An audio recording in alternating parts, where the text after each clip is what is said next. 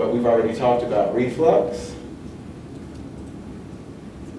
And in a second, I'll play you this reflux larynx, but some of the things that I'll just point out even on this picture, this big glob of mucus back here, when that refluxate comes to the back, so this area right here is where the swallowing tube would be and where it opens. So when that acid-laden stuff gets to the top, this is where it tends to incite mucus to come down to help neutralize that acid.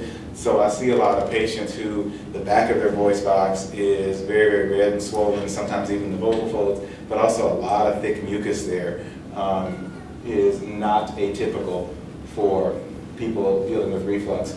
And then obesity, which we've talked about. Now, I'm going to commit heresy, but I think they left already, so it'll be okay. I am of the opinion that it is not possible to have your body weight fluctuate that much and not have a change in your voice. This is Luther Vandross, and we talked about yo-yo dieting and so forth. Commit this to memory because you'll see another picture of him later and you'll see how drastically things changed when he lost weight. But we do know that obesity is associated with more reflux, more vocal fatigue, more difficulty with respiratory support, and also the increased risk of malignancy. So it's not an insignificant thing.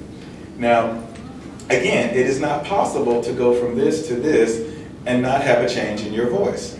Your mechanism will have to change. Your ability to support things has to change. And so for me, it just, if we want to be kind and say that Deborah Voigt still sings the same as she did when she was at a different weight, okay, I just don't believe that.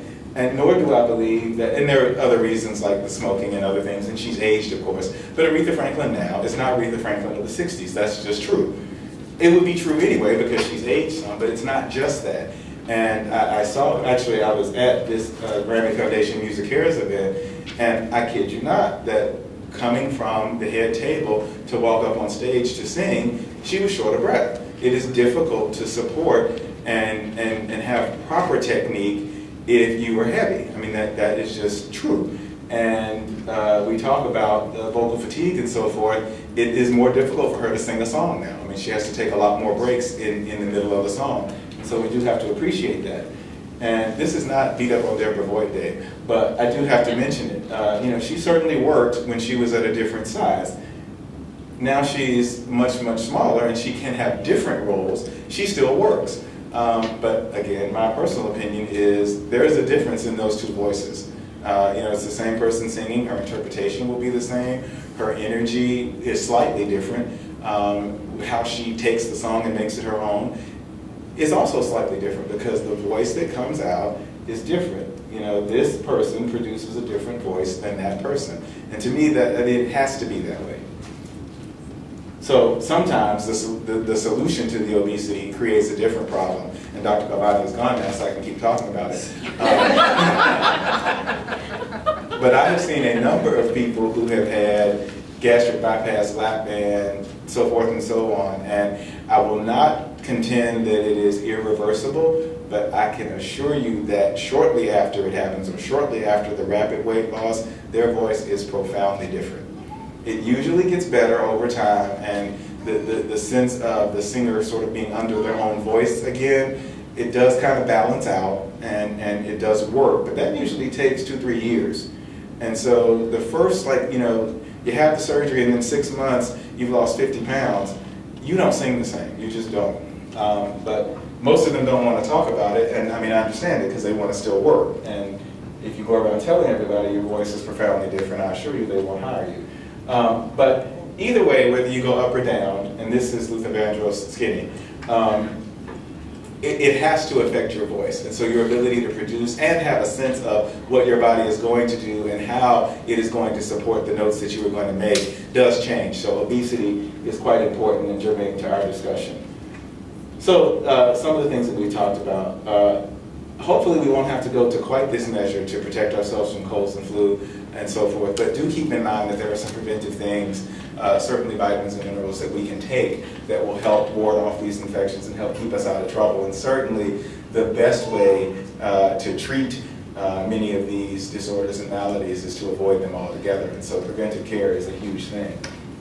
If you do, however, like reflux and allergies, you can't really avoid that as much, But these are things that we need to think about and make sure that we treat.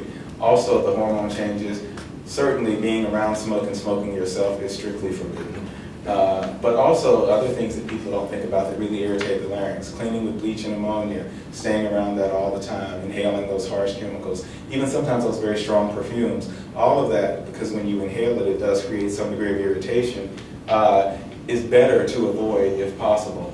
Some other things that get me in trouble, not so much the alcohol for me, but that caffeine thing, that's a little hard, because getting up in the morning, I sometimes need a little help. And I'm also forgiving with that. 1 or 2 servings a day, I usually let people go with. Now, I am talking about a standard serving. I'm not talking about that huge cup, and you have 2 or 3 of those. That's too much. But these are just things that I put on here for people to be aware of, because again, all of this sort of comes together at the level of the vocal folds and can affect your voice. Platinum rule, back to what I mentioned before. This patient was a stockbroker, well, he still is, and had terrible reflux, terrible chronic laryngitis, and had a terrible sounding voice to my ear. However, we sat down and had a discussion whereby he explained, I am not a singer, I do not care about the purity and quality of my voice, but I do need to make money for my family. I said, that's what you want? There's no or almost no cancer risk here. You are willing to tolerate your bad sounding voice. I wish you well. Come back and see me in 6 months. You can check in anytime you want. And I do think that we have to, as voice people, be aware of and restrain ourselves. For me, I would love to have a very pure sounding, clear voice. But my responsibility to this patient was to listen to what he was saying, which is that's not what I want. I just want to make sure that I haven't done irreparable damage. And he hadn't. And so he was fine with that. And I don't think that video will play either. But do bear that in mind. And then these things are also on your sheets, but this is that irreproachable advice usually. I tell everyone, you have to sleep. As Ms. Johnson was talking about, the life of someone who's touring, playing a date, and then, once you make it to the level where you actually have a driver and sleeping on a tour bus, it's really not a good way to live. Even worse is before you get to that level and you play your date and then you have to load up the truck yourself and the 3 people in the truck are taking turns driving and then you have another date the next morning. That's clearly no way to live. But yeah, making sure you have rest and your body can regenerate itself and repair things that happen during sleep, absolutely critical. 8 to 10 8-ounce glasses of water per day, minimum. Stop smoking, stop being around it, limit the exposure to those strong chemicals. And then the other thing is I really am a fan of vocal naps. So if you have to be talking all day, you need 5 or 10 minutes to go in the corner, be quiet, just let things rest a little bit. You would be amazed at how much more your voice can do by the end of the day if you don't constantly overdrive it nonstop. And I'm really only talking about 5 minutes or so, but that can have a profound difference. Tips and pros, always listen to what your body tells you. Pain is not your enemy. It's usually your body's way of communicating to you that it doesn't like something you're doing or something that you've exposed it to.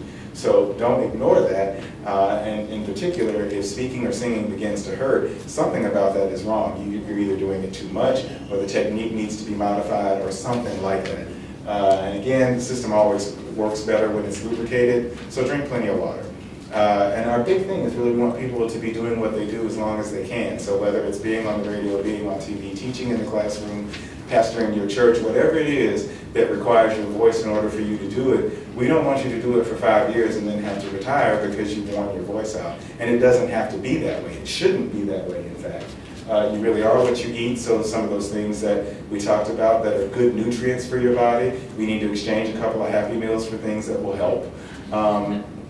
And you can get phenomenal results just by modifying a couple of behaviors.